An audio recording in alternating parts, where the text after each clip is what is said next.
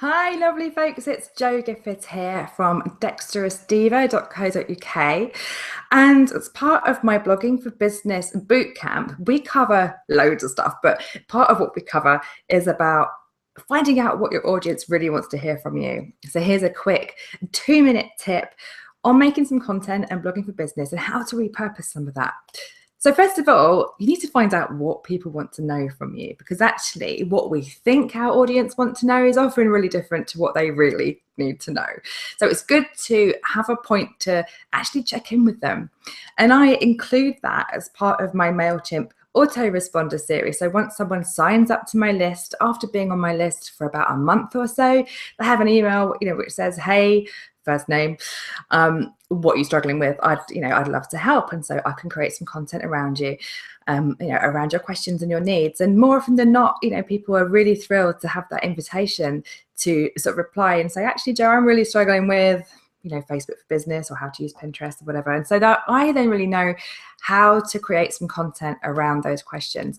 What's also really good is to look at the language that people are using in the way that they formulate their questions to you. So whether it's on a blog comment, or whether it's as an email response, as I said, or a question that you've asked on your social media to feel out what people want to hear from you, look at the language that people are using and include some of that in your response back to them.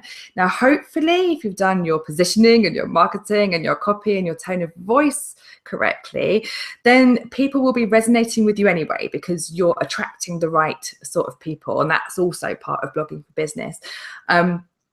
But use some of the language which they are using in the way that you respond to them, because it really helps people to know that you're resonating. So as you're going through your comments and your questions, just kind of look at the language and pick out some terms which which lots of people are using, or kind of speak in a way that would resonate with people. And so you've got your list of questions. You can store them in something like Evernote. As you guys know, I love Evernote. And you can create some content. Now, one thing you can do is exactly what I'm doing here, which is to create a private hangout, which will then be repurposed onto my YouTube as a video. I can put this in a blog post. I could also take out some audio and use it as a podcast. I can, take out some quotes and do a written post. So there's loads of things you can do with content to make it really interesting for people, and you can repurpose it far and wide.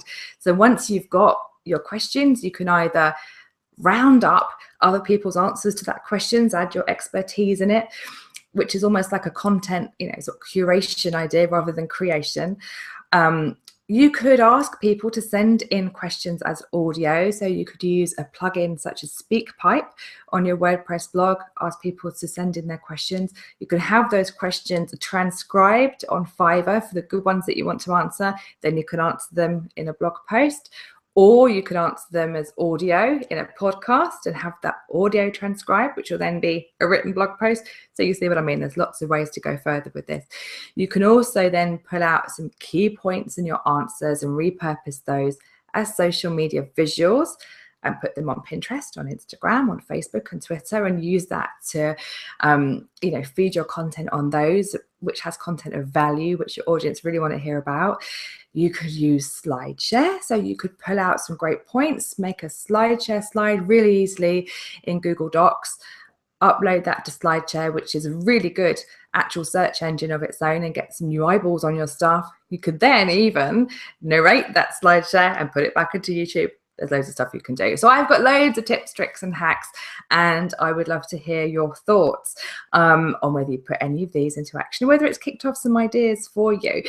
If you want to find out more about my blogging for business bootcamp, you can look on my website, dexterousdiva.co.uk/bootcamp. You can also join my free 10-day autoresponder blog challenge, which is, I've got 700 people in there now who are all absolutely loving the challenge. So if you go to my website, dexterousdiva.co.uk, and look on the menu items there, you'll see the blog challenge, and which is a free sort of 10-day challenge to really get to grips with your business blog and to find your voice and do all sorts of cool challenges. Really hope you've enjoyed my 2-minute tip. I'll be back for more.